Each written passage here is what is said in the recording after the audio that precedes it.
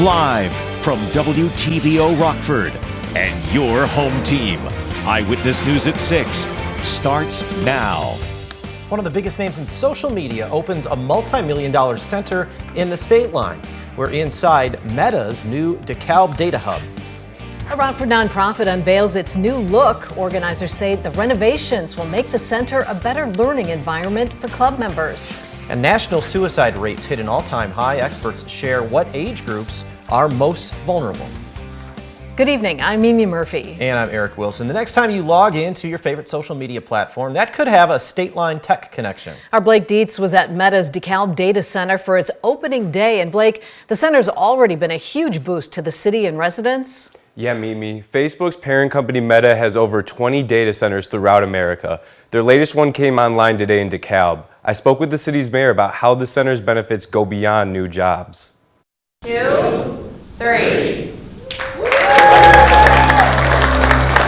The economic impact of this project is incredible. It's historic. We haven't seen anything like this. This is almost unprecedented since the invention of barbed wire here in the city of DeKalb, which is going back over 150 years. Meta's massive 2.3 million square foot campus is officially operational. Though over 200 jobs are expected to be created, the benefits extend far beyond that, including almost $1 million in direct funding for DeKalb County schools. The tax revenue alone is what's going to fund our schools, it's going to help fund university, it's going to help fund city services, all those things. But really, when you start thinking about that impact, it's about the impact it's making on individual lives. Our libraries are benefiting, so more people are having access to more technology, more information, which just grows the knowledge level of the community, but also the jobs that they've created. Construction jobs alone are over 1,000 union jobs. So that means 1,000 families have been able to work in a world-class job site, get paid really well, and then to be able to go home and have those things that they want to provide their kids and their family. That individually, I think, is incredibly impactful on individual lives. By full completion of the project, Meta expects over $1 billion of total investment in the surrounding area. Eric? Thanks, Blake. A newly renovated Rockford nonprofit center unveils its new name. The Kilburn Avenue Boys and Girls Club will now be known as the Boys and Girls Club of Rockford Stenstrom Unit. Boys and Girls Club leaders say it's to recognize the commitment of Bobby and Melissa Stenstrom to the community. The center's upgrades totaled $2.2 million. That includes a new HVAC system.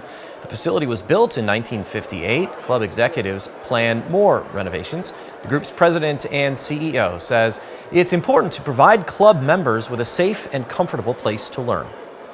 This was an old school, and we didn't want a club in a school. We wanted the club to be in an old school building. So the process is turning this into a Boys and Girls Club that's a little softer and different types of activities and furniture for our kids. ComEd also paid for part of the renovations through Rockford's designation as a community of the future. Chicago crews have started work on a new migrant base camp despite opposition from community members. Brighton Park residents held a protest this morning at 38th and California. That's where the city's building the new migrant shelter. Up to 1,500 migrants will be housed in winterized tents. The state of Illinois will pick up part of the tab, but critics say the city's ignoring its own residents and taking advantage of working-class communities. An environmental impact study on the site is expected to be complete by the end of this week. City officials insist the site is safe to house migrants. A Machesney Park man's arrested after police say they found him with child pornography. An Illinois State Police task force arrested Christopher Johnson yesterday. Task force members executed a search warrant at Johnson's home. Investigators say that's where they found the child pornography. Johnson is in the Winnebago County Jail. He's charged with 10 counts of pornography possession. Rochelle police are warning the community to be on the lookout for fake money. The department says they're currently investigating several reports involving counterfeit bills. They ask local businesses and food delivery drivers to be aware and use caution when receiving or making change for large bills. The number of suicides across the country hits a record high. It's an issue that seems to have heightened during the pandemic. Drea Baroni joins us now. Drea, experts call these statistics eye-opening. That's right, Eric. Mimi, nearly 50,000 people died by suicide in 2022. That's according to a CDC report released earlier today. I talked with some local advocates about how this mental health crisis is affecting our community. we've definitely seen that there's just an uptick in requests for resources, requests for counseling referrals and things like that. Xavier Whitford lost her son to suicide in 2014. She started the Tommy Carell Memorial Foundation in his memory to provide resources for those struggling with different mental health issues. And she's seen an increase in people needing those resources. We've been getting more requests for the 30 to 50-year-olds needing counseling, needing to get connected to counseling, or needing help financially to get that support as well. According to stats by the CDC, suicide rates for those under age 34 fell between 2021 and 2022 and increased for those over 35. That doesn't come as a shock to founder of KP Counseling, Kevin Polke. That may very well be that time period when I'm supposed to be, the perception that I'm supposed to be somewhere in life, and maybe I'm not. Whitford believes there's generational gaps in acceptance of mental health resources. We've seen that the younger generation is a lot more open to get help. They're a lot more open to talk about it, to learn about it, to reach out and, get that help when they need it. But the older generation, there's still that stigma. And says education is key to changing the pattern of rising suicide rates. It's not something that you have to be afraid of, but just acknowledge and recognize it and get the support and help that you need, because you're not the only one struggling. If you or someone you know are struggling with mental health, you can call or text the Suicide Crisis Lifeline. That number is 988. Mimi? All right, thanks, Drea. A new report shows U.S. life expectancy is up by more than a year, but still isn't close to pre-pandemic levels. According to the CDC, life expectancy rose in 2022 to just over 77 years. That's about the same as 2 decades ago. They say the rise was mainly due to the waning pandemic. The measure of American longevity dropped by a year in 2022 and dropped another year in 2021. We got a big dip because a lot of the COVID deaths were coming in from not only at older ages, which certainly affect life expectancy, but they were also coming in from younger ages, which removed people that potentially have long lives from the population. So we saw some really extreme, and I would say almost catastrophic changes in life expectancy that would be unanticipated in a kind of modern society unless a complete disaster happened, like a pandemic. In 2021, COVID-19 was the nation's third leading cause of death, but it dropped to fourth last year. Experts believe drug overdose deaths and suicides are also factors in life expectancy. As the temperatures outside drop, that's a sign it's cold and flu season. Dr. Brian Curtis from OSF Healthcare shared some tips on how to treat cold and flu symptoms. He says medicine like Tylenol and Motrin can be quite effective, while cough syrups don't work as well. If you look into natural remedies, he recommends honey mixed with tea or warm water. And if you feel sick, Dr. Curtis says not to risk it. Get plenty of sleep during this time, plenty of fluids, eat right. And then really, if you're sick, stay home. Don't go out, stay home. Call a friend, bring you some stuff. Dr. Curtis also says if you have kids at home, try to teach them to cough and sneeze into their arms. He also recommends getting a flu shot if you haven't done so already. Postal Service police could return to the streets under a new bipartisan legislation. In 2020, the postmaster restricted those officers to only protect Postal Service buildings. The legislation, introduced by Illinois U.S. Senator Dick Durbin and others, would return some of those officers to street patrols. Crime against mail carriers has skyrocketed recently. They are targeted for their master keys. With them, thieves can open those blue drop boxes to steal checks and commit fraud. Hundreds of items like collectible coins, basketball memorabilia, and jewelry are up for grabs. The Illinois Treasurer's Unclaimed property auction is underway. It runs through Friday. The Treasurer conducts these auctions every once in a while. Items are surrendered to the office after private entities have tried for several years to find the owner. Aside from the auction, missing money from lost bank accounts, insurance policy proceeds, and safe deposit boxes could also be yours. You can check by going to the iCash website. A local nonprofit hosts a world-famous basketball star. Up next, we hear from a Globetrotter on the team's upcoming show and why he loves the organization. And coming up tonight at 10, after years of waiting, a local nonprofit starts its expansion project. Organizers share plans for the construction. Our temperatures today made it to 40 degrees, a welcomed warmth following the 20s we've had as of late. But as the pattern turns a little more active, we could add in some rain and even some snow potential. Find out when the first flakes could fall coming up in the first warn forecast a little later.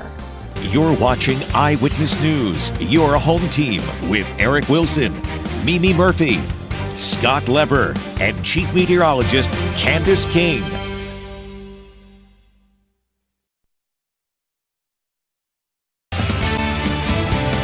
A local nonprofit celebrates Rockford's history with a visit from a basketball star. The African American Resource Center at Booker welcomed Lucius Too Tall Winston from the Harlem Globetrotters. The center has its own connection to the Globetrotters. Booker's former executive director, McKinley Deacon Davis, played with the team in the 1950s. Winston says the best part of his connection to the team isn't just about playing games. The biggest thing I love about this organization is not all about the basketball. It's about going into these communities, making changes, working with kids, and that's one thing I love about basketball. It brings people together, but coming into these organizations to get to meet kids, talk to them, hear about their story, what really makes my life so much better. The Globetrotters will be at the BMO Center in Rockford Saturday, December 30th at 2 in the afternoon. A local museum gains national attention after it was featured in a world-famous YouTuber's video. Mr. Beast is known for creating elaborate challenges and large giveaways. His videos bring in more viewers than the Super Bowl. Mr. Beast's latest video focused on cool jobs, featuring Burpee Museum's director of paleontology. They recently went on a dig in Utah where they unearthed a 5-foot femur from a Diplodocus. That's a long-necked dinosaur. I definitely think little things like this, especially for kids and who are really, every kid is interested in paleontology, but when you add another aspect like, you know, the digital age today with kids constantly looking at screens and seeing someone as big as Mr. Beast on there, they can come to little old Burpee Museum in Rockford, Illinois and see, you know, something that he collaborated with us on. I think it could be inspirational for them. The now famous femur has been named Mr. Beast. It is on display in the museum. The state line warmed up a bit. Some spots hit the 40s. Coming up, Candace tells us when we could see some rain later this week.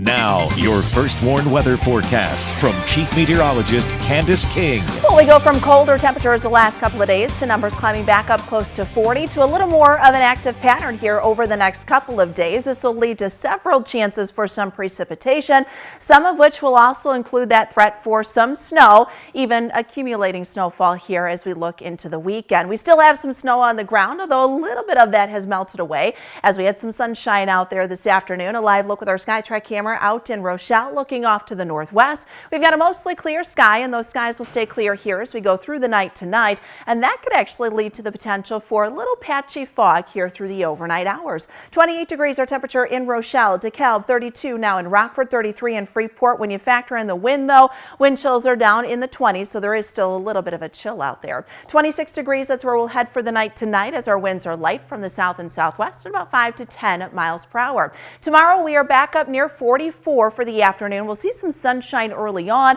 and then cloud cover increases as we go throughout that time. Reason why our clouds are going to increase, a couple areas of low pressure here off the west coast. Both of these will impact our weather within the next 24 to 36 hours, and that could bring the potential for some snowfall in here as we look towards Friday morning. So as we deal with a pretty active jet stream working along the south and then another one to the north, lots of moisture coming in with that during the day on Thursday. Could actually see some severe thunderstorms from East Texas all the way through the panhandle of Florida Thursday afternoon and then into Friday. As that low pressure system works through the plains into Missouri and then into central Illinois, this will be early Friday, we've got moisture that'll move to the north. But to the north of that, we've also got plenty of cold air that'll begin to work in here by the time we get in towards Friday morning. So with that colder air and those temperatures about a few thousand feet above falling below freezing, we could see a mix of a little rain, snow, maybe a period of some freezing rain very early Friday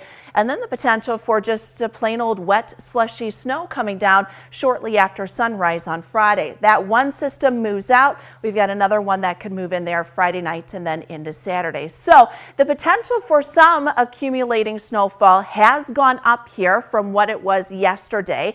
And I think right now areas that would stand the best chance of at least an inch or so from Highway 20 on down to the south. But the trend of this system lifting a little more to the north, something we'll keep a pretty close eye on because this could cause some impacts there for that Friday morning commute, just depending on how much we end up seeing here. But right now looks like perhaps an inch or so. That pattern stays pretty active over the next several days. When we look at our stronger winds in the jet stream, which is where we see the colors and the wind bars coming through, each little dip that comes in, that's kind of a disturbance or an area of low pressure in the atmosphere. So as each one passes through, we've got a chance for some precipitation, and temperatures borderline, so that's where we've got that rain snow mix coming in.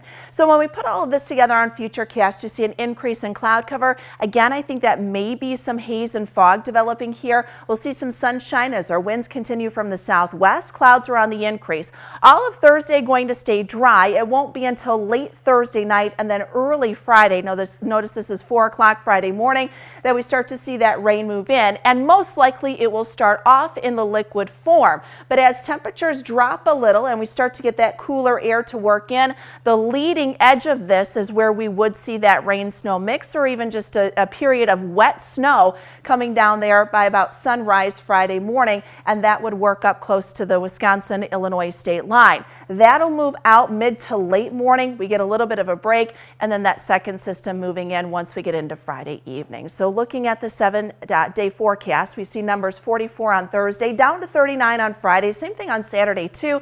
Chance for some mixed precipitation late Saturday night again into Sunday, and then as we look into Monday and Tuesday of next week.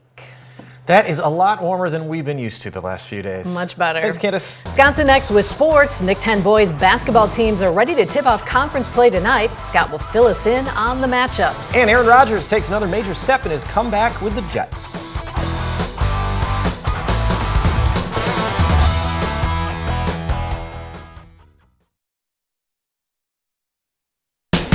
Now sports with sports director Scott Leber. The Nick 10 girls basketball teams opened up conference play last night. Tonight it's the guys' turn. Can Guilford repeat as the Nick 10 champion, or will another team grab the crown? It all begins with these 5 games. Auburn will play at Freeport. Belvedere takes on East. Belvedere North plays at Boylan. Guilford takes on Jefferson, and Hononegah will battle Harlem. Highlights coming up right here tonight at 10. Rockford native James Robinson is back once again with the Packers. He's been signed in their practice squad for the 3rd time. He was just released by them on Monday. The Packers are getting ready for their Sunday night showdown against the Chiefs. Christian Watson and the guys want to keep the momentum going after upsetting the Lions last week. The young receivers are trying to build more of that chemistry with Jordan Love. It's just something that we're trying to, work on getting better at each and every week. We're just trying to stack weeks, stack reps during practice, and then just, keep it chugging. I think as the season progresses more and more, the better and better we're going to be. Aaron Rodgers was back on the Jets practice field today for the first time since having Achilles surgery. He took part in some quarterback drills. They'll ease him into things. It's only been 11 weeks since his surgery.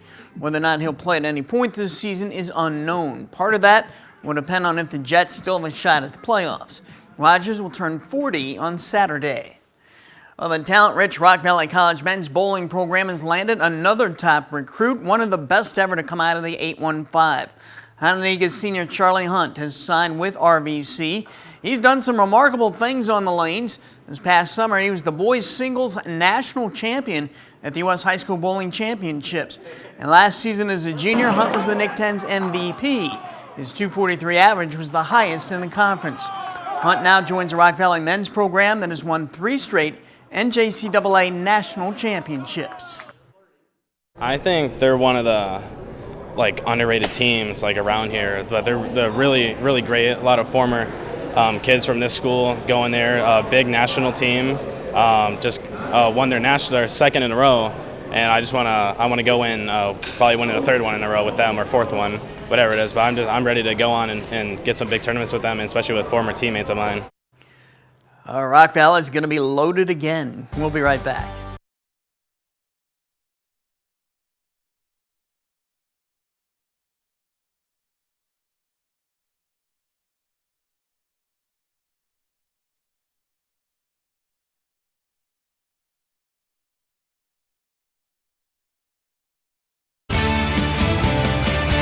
more on Interactive Radar brought to us by Rockford Auto Glass and More. We stay pretty quiet, but kind of chilly tonight as temperatures drop down into the mid-20s. Not quite as cold as what we've woken up to here the last couple of mornings, but we'll see a little more cloud cover once we head into tomorrow afternoon and evening. Highs tomorrow right around 44. There is a chance for some rain showers very early Friday, and then mixing in with some accumulating snow potential right around sunrise Friday. Temperatures will stay in the upper 30s, low 40s through the weekend.